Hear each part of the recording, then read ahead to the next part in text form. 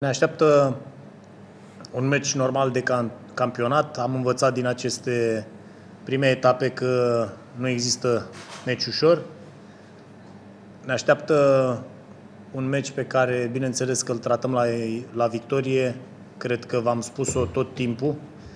Și trebuie scos în evidență că, la fel ca și noi, Gazmetan este o echipă care are mare nevoie de puncte și sunt sigur că va fi un joc foarte disputat. Este o echipă foarte omogenă, care are un antrenor cu experiență și care cunoaște foarte bine nivelul Ligii 1. Normal că, după cum vă spuneam mai devreme, vor veni să câștige toate cele 3 puncte, însă noi suntem cei care trebuie să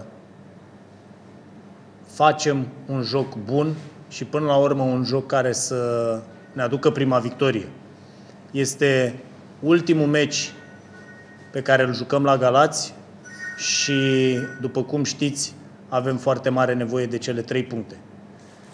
În al doilea rând, trebuie să vă spun că toți, și jucători și conducători, abia așteptăm să revenim la Constanța, unde așteptăm în număr mare la stadion iubitorii fotbalului din Constanța, pentru că știm că sunt mulți și sperăm din tot sufletul ca în momentul în care venim să jucăm la noi în oraș să avem parte de o mare susținere din partea tuturor celor care cred eu că ar trebui să revină lângă fotbal, pentru că suntem echipa care jucăm în prima ligă și sper ca toată lumea să vină să ne susțină și să fie din nou Constanța unul dintre orașele care să aibă cel mai bun public și cel mai numeros.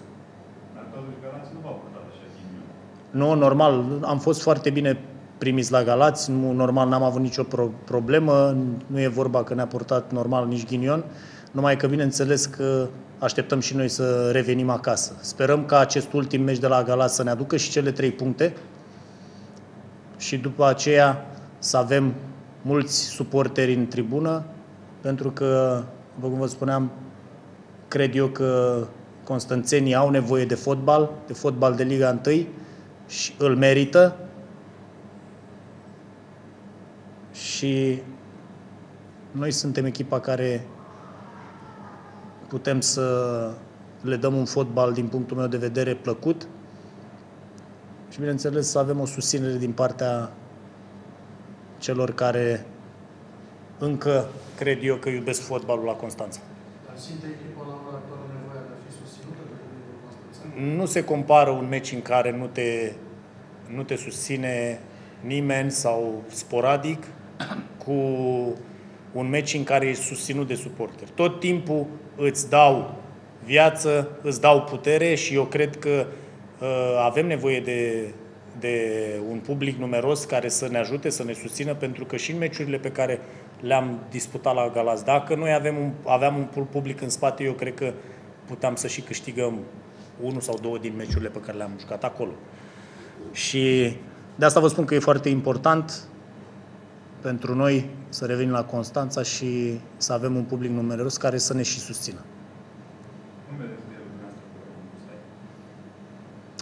Eu cu domnul Pustai ne duelăm mai puțin, cred că jucătorii se duelează mai mult între ei. Ei sunt actorii principali. Normal că, v-am spus mai devreme, îl știu pe domnul Pustai, este un antrenor foarte bun, dar în teren joacă jucătorii. Media și una dintre cele mai constante echipe de-a lungul ultimilor sezoane se datorează și datorită continuității de banca tehnică. Sunt convins de treaba asta. Este foarte importantă. De asta și noi cred că am avut parcursul ăsta, am reușit să ardem foarte repede niște etape, pentru că am avut o stabilitate și o continuitate din toate punctele de vedere. Avem nevoie în acest meci să strângem rândurile și să nu mai facem nici una, din greșelile pe care le-am făcut în celelalte meciuri. Pentru că odată am mers bine defensiv, când am jucat bine când n-am avut mingea și n-am avut construcție. Acum am avut o construcție, dar defensiv am luat 2 goluri, ultimii 30 de metri n-am concretizat nimic din ce puține am produs puține ocazii și e momentul să strângem rândurile, să fim mult mai concentrați, să ne mobilizăm toți și să aducem prima victorie. Nu vreau să mai vin în fața dumneavoastră la etapa următoare și să spun același lucru. Aș vrea să o facem. Aș vrea să câștigăm. E o partidă grea, dificilă, pentru că au o echipă puternică, masivă. Au făcut niște rezultate de egalitate cu CFR și cu Steaua, care cred că sunt cele mai bune echipe la ora actuală, sau printre cele mai bune. Dar noi ne temem și mergem cu încredere, mai ales acum cu revenirea lui Dică, care e un jucător de valoare și ne ajută mult, mai ales în ultimii 30 de metri, unde cred că am avut mai puține reușite. Și chiar dacă o să fie o partidă dificilă, eu sper să câștigăm, pentru că ne-am dorit aceste 4 etape, dar din păcate regretăm că nu am putut obține o victorie. Cum îți explici ca și capitan de echipă și ca unul din fruntea și centrarea echipei, începuturile astea dezastroase de fiecare dată, începeți cu avantajul echipa asta? Da, au fost 2 meciuri care am început de la 1-0.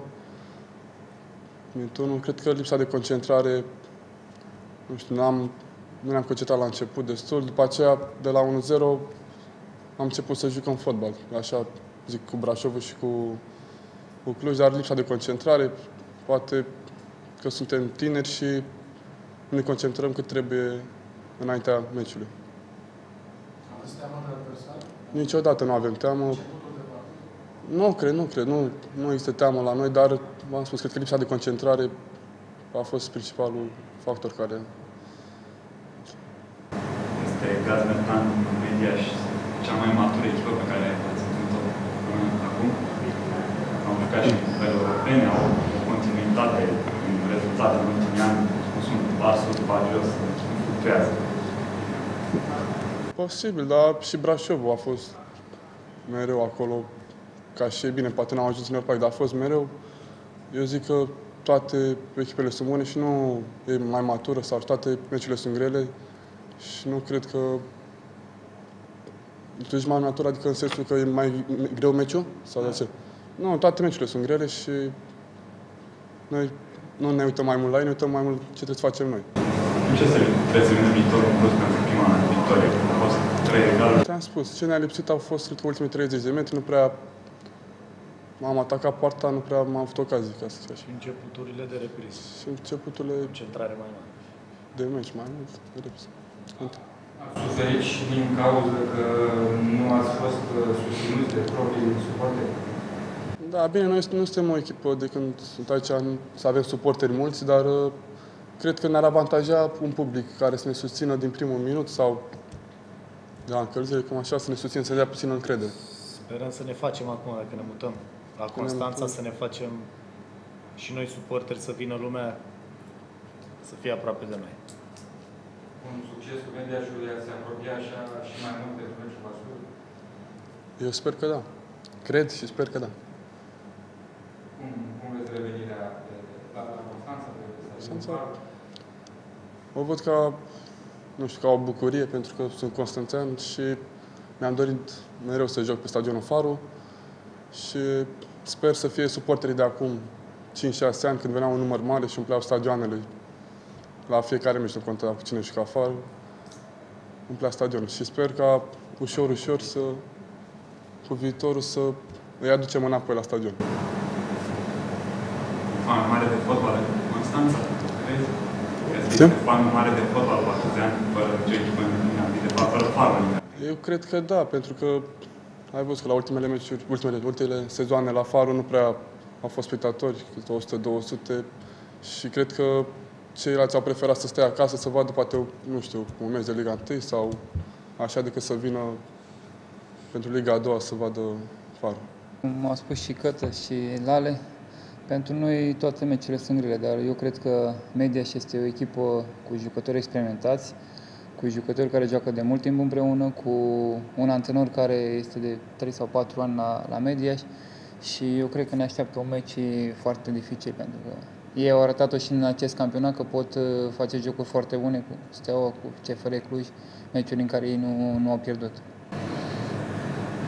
Ai jucat aproape totdeauna la formații cu susținere puternică, susținută puternică, așa.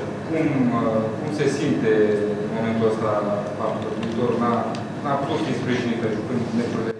Da, sincer, eu în primele etape nu am jucat, dar am fost în tribună și am fost la Galați la prima etapă.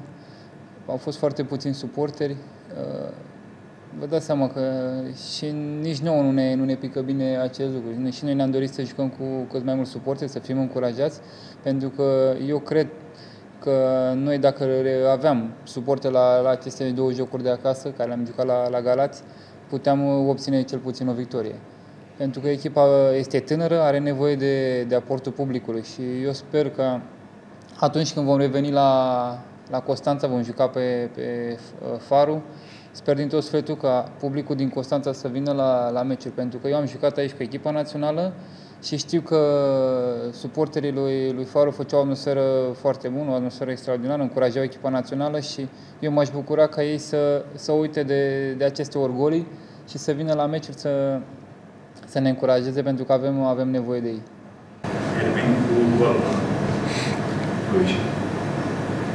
Da, așa este. Pentru mine am semnat foarte mult, pentru că veneam după o pauză de aproape 2 luni de zile, dar mi-a părut că nu am reușit să câștigăm măcar un punct la Cluj, pentru că acest gol, practic, echipei nu a folosit deloc. Dar pentru mine personal a venit bine. Da, pentru că stătusem foarte mult în afara terenului și îmi doream foarte mult să am o evoluție bună atât timp cât am jucat, să reușesc să marchez, pentru că asta îmi doresc la fiecare meci. Mediaș a demonstrat, cel puțin și la cu Steaua, este și echipa care știe să joace la rezultat, care vrea să închețe jocul. Da, ei sunt o echipă cu experiență, o echipă care stau foarte bine în teren, o echipă care fac un joc defensiv foarte bun și joacă pe contraatac, pentru că asta au făcut și cu CFR Cluj și cu Steaua. Și noi trebuie să fim foarte atenți la lucrurile acestea. Prea mai aveți voie să începeți de la 0-1 față de... Păi, la niciun meci nu avem voie să începem de la 0-1, pentru că, vă dați seama, este foarte greu întotdeauna să stai să întorci rezultatul, nu? Mai ales, cum am spus mai devreme, fiind o echipă nou promovată, o echipă tânără, este foarte greu ca la fiecare meci să stai să întorci rezultatul. Ne dorim tot sufletul ca de la acest meci să fim noi aceia care vom reuși să marcăm în primele minute.